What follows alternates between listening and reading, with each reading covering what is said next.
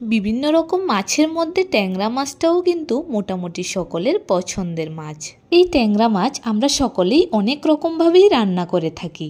তবে আজ আমি তোমাদের সাথে শেয়ার করব আমি কিভাবে ট্যাংরা মাছের ঝাল তৈরি করি।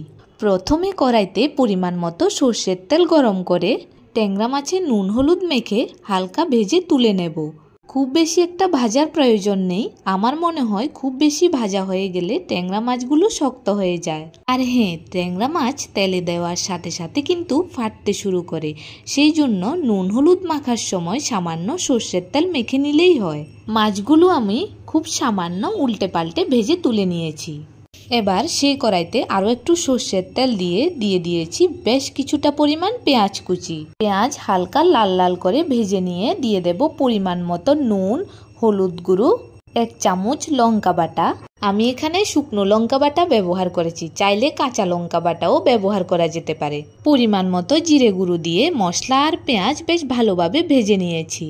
এবার এখানে আমি অ্যাড করে দেব একটা টমেটো 4 টুকরো করে কেটে। আরও কিছুক্ষণ সময় নিয়ে ভেজে নেব, যতক্ষণ না টমেটো গলে গিয়ে টমেটোর কাঁচা গন্ধটা চলে যায় আর মশলা থেকে তেল ছড়িয়ে যায়।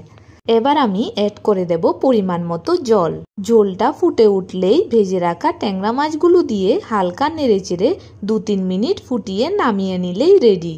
নামানোর আগে ধনেপাতা থাকলে অবশ্যই অ্যাড করে দেবেন। আমার কাছে আজ ছিল না, তাই আমি দিতে পারলাম না। আমার এই ট্যাংরা মাছের রেসিপি তোমাদের কেমন লাগলো অবশ্যই কমেন্ট করে জানিও। আর হ্যাঁ, তোমরা কিভাবে তৈরি করো সেটাও জানিও কিন্তু। ভালো লাগলে চ্যানেলটা সাবস্ক্রাইব করে দেওয়ার অনুরোধ রইল। Tata, bye bye.